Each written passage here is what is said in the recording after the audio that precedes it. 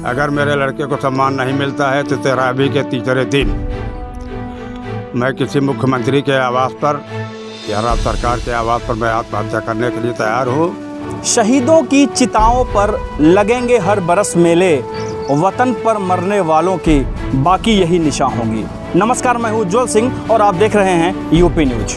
UP news में आज हम बात कर रहे हैं शहीदों की शहादत पर हो रही उस सियासत की जिसने कहीं न कहीं उत्तर प्रदेश के एक जिले का माहौल गर्म कर दिया है। हम आज बात कर रहे हैं उत्तर प्रदेश के प्रतापगढ़ जिले की, जहां पर देश की सेवा करते हुए भारतीय सेना के 2 सिपाही शहीद हो गए। एक रितेश पाल जो कि हिमाचल प्रदेश में मनाली में तैनाती के दौरान तेजपाल के ऊपर एक बर्फ के पहाड़ का टुकड़ा टूटकर गिरा और वो देश की सेवा करते हुए शहीद हो गए। जबकि दूसरे शहीद का नाम है चंद्रलोक तिवारी।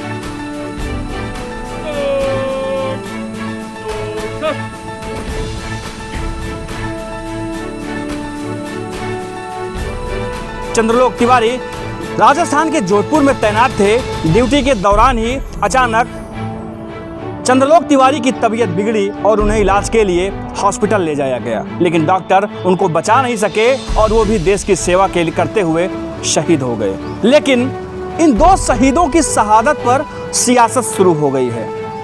उसकी एक वजह भी है। दरअसल हुआ ये कि दोनों शहीदों का शव एक ही दिन उनके पैतृक आवास लाया गया। दोनों शहीदों का शव तो पहुंचा, लेकिन यहाँ पर प्रशासन द्वारा अनदेखी कर दी गई। शहीद रितेश पाल के घर तो तमाम जनप्रतिनिधियों समेत हजारों की संख्या में भीड़ और प्रशासनिक अमला पहुंचा और पूरे विधि विधान के साथ राजकीय सम्मान के साथ शहीद रितेश पाल को अंतिम विदाई दी गई। अंतिम यात्रा में हजारों का जुलूस निकला और भारत माता की जय के नारों के साथ पूरा क्षेत्र गूंज उठा।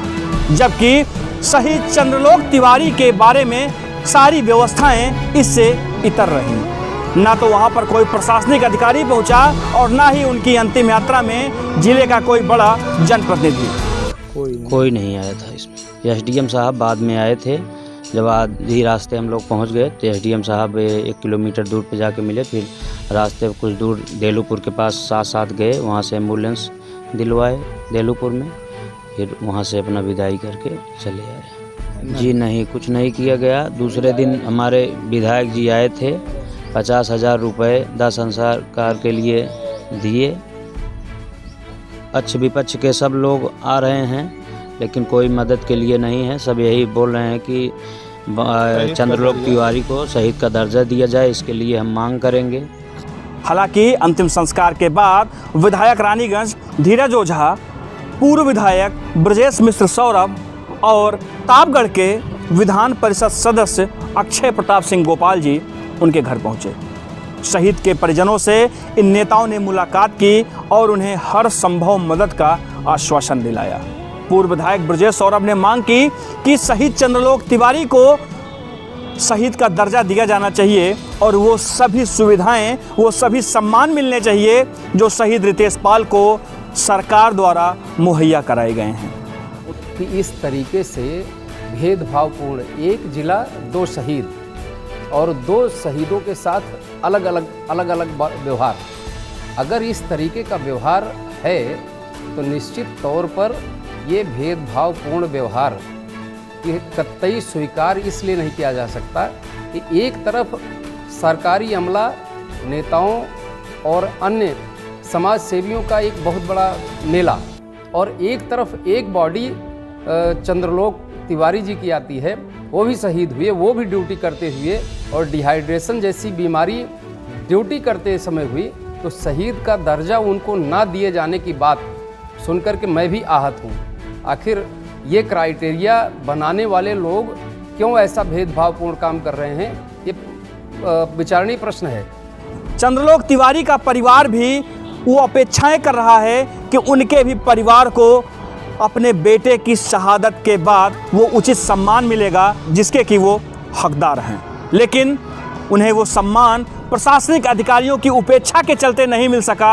हालांकि शहीद चंद्रलोक तिवारी के शव के साथ में आए सेना के जवानों ने अपने शहीद जवान को गार्ड ऑफ ऑनर दिया और राजकीय सम्मान के साथ अंतिम संस्कार कराया।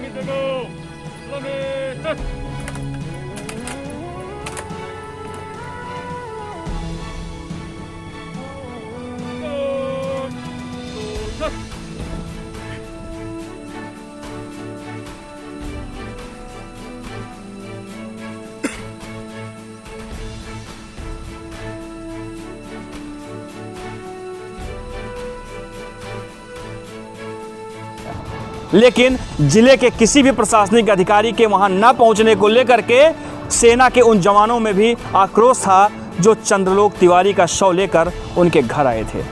पूरे गांव में प्रशासन को लेकर खासा गुस्सा है। यही नहीं, सरकार को लेकर भी लोग तरह तरह की बातें कर रहे हैं। उचित सम्मान नहीं मिला। यहाँ तक कि हमारे पड़ोस में चौकी है दिलीपपुर में 2 किलोमीटर दूरी, 5 किलोमीटर दूर पे थाना है और वहाँ से भी कोई नहीं आए थे, ना जिला अधिकारी आए, ना एसपी आए। यहाँ सीएमओ जी जो थे उनसे कई बार जो है रिक्वेस्ट किए। अनिल पांडे एक हैं हमारे यहीं पे नज़दीक के दिलीपपुर के पास के, उन्होंने कई बार फ़ोन किया और प्रशासन से मांग की कि भाई इनको जो है एम्बुलेंस मिले। और भीषण बारिश हो रही थी, बॉडी जो है वो पोस्टमार्टम हुआ था, भीग जाएगी, ख़राब हो जाएगी, इलाहाबाद ले जाने के लिए इनको दीजिए। बहुत रिक्वेस्ट किए, नहीं आए। बाद में यहाँ से बॉडी निकलने के बाद रास्ते में एसडीएम साहब मिले और एसडीएम साहब ने बहुत रिक्वेस्ट किया तो पता नहीं कहाँ से आधी रास्ता पहुँचने के बाद विश्वनाथ रिंग के आगे वहाँ पर ले जाके बॉडी को रिसीव करवाए और ले गए। हम लोग बस पे ऊपर भीगते हुए लेके जा रहे थे। यहाँ का हमारा जो ये डीएम है, एसपी हैं, कोई भी क्षेत्रीय जो यहाँ के सरकारी अधिकारी हैं कोई भी नहीं आए थे घर पे, ना कोई मदद किए थे। और ना हमारे शासन सत्ता पक्ष से उस दिन कोई आया था और विधायक जी दूसरे दिन आए थे। उन्होंने आश्वासन दिया है कि मैं शहीद का दर्जा दिलाऊंगा और यही हम लोग उनसे निवेदन किए हुए हैं कि शहीद का दर्जा मिलना चाहिए, क्योंकि जैसे वो पाल को मिला है वही जो है रितेश पाल के जो मिला है वो चीज़ जो है इनको चंद्रलोक को मिलना चाहिए। क्योंकि एक देश, एक वर्दी, एक भोजन और एक साथ सब बॉर्डर पे तैनात हैं। इसमें किसी भी प्रकार की ये लोग जात पात या सरकार की कोई अनदेखी नहीं करते हैं। सरकार किसी की भी रहे लेकिन आर्मी एक होती है। आर्मी चेंज नहीं होती है कि इनकी सरकार चेंज हुई और आर्मी को चेंज कर दिया जाए। यही मैं सरकार से गुजारिश करूंगा कि हमारे भतीजे के लिए शहीद का दर्जा दिया जाए। और उनके एक छोटा सा बच्चा है 2 साल का, उसकी पढ़ाई लिखाई का पूरा जो है जिम्मेदारी गवर्नमेंट रखे। और उनकी औरत को जो है राज्य सरकार में किसी भी प्रकार की नौकरी मिले। वो पढ़ी लिखी हुई है, बीटीसी की है, बीए किए हैं और इसलिए यही मांग करेंगे कि उसके जीवन यापन के लिए उसके जो सास ससुर हैं उसकी देखरेख के लिए वो मददगार बनी रहेगी। और उसके पास ही धन नहीं रहेगा तो कहाँ से अपनी देखरेख करेगी और कहाँ से उन लोगों की देखरेख करेगी। बहुत गरीब परिवार, किसान परिवार है। इसलिए सरकार से ये गुजारिश करता हूँ कि शहीद का दर्जा दिया जाए और इनको सम्मान भी दिया जाए। शहीद चंद्रलोक तिवारी की शहादत के बाद उनके अंतिम संस्कार में जिले के किसी जनप्रतिनिधि या प्रशासनिक अफसरों के शामिल न होने के कारण लोगों में गुस्सा व्याप्त है। सोशल मीडिया पर लोग तमाम तरह की बातें कर रहे हैं कि प्रशासन ने 2 शहीदों में एक शहीद के साथ आखिर अनदेखी क्यों की। इस बात को लेकर तमाम तरह की कयासबाजियां लगाई जा रही हैं और शहीद चंद्रलोक तिवारी का परिवार भी इसको लेकर काफ़ी दुखी है, स्तब्ध है कि आखिर प्रशासन ने उनके साथ ये अनदेखी क्यों की। उनके बेटे ने भी मातृभूमि की रक्षा करते हुए ऑन ड्यूटी अपनी जान गंवाई है। भले ही चंद्रलोक तिवारी की मौत बीमारी से हुई हो, लेकिन देश की सेवा करते हुए ही चंद्रलोक तिवारी की तबीयत खराब हुई थी और वो हॉस्पिटल में भर्ती कराए गए थे। हालांकि डॉक्टर उन्हें बचा नहीं सके और उन्होंने भी वीरगति को प्राप्त किया।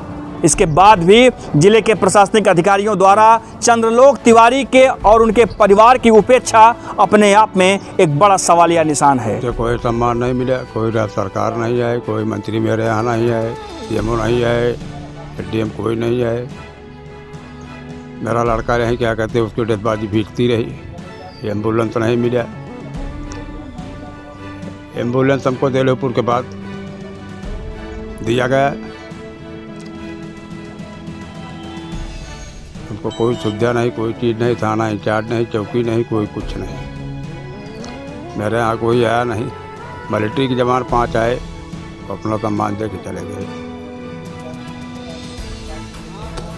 मेरे यहाँ विधायक धीरज ओझा जी दूसरे दिन पहुँचे दोपहर को। मेरा संतुलन सही नहीं था, दिमाग मेरा डिस्टर्ब चल रहा है। वो क्या किया, क्या लिखे, क्या बोले, हमको कुछ पता नहीं। अब इसके बाद मेरी प्रक्रिया है,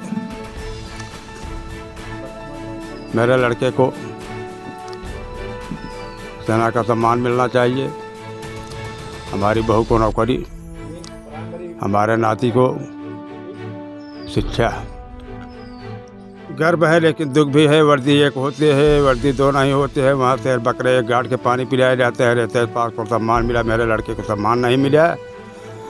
अगर मेरे लड़के को सम्मान नहीं मिलता है तो 13वीं के तीसरे दिन मैं किसी मुख्यमंत्री के आवास पर या राज्य सरकार के आवास पर मैं आत्महत्या करने के लिए तैयार हूँ।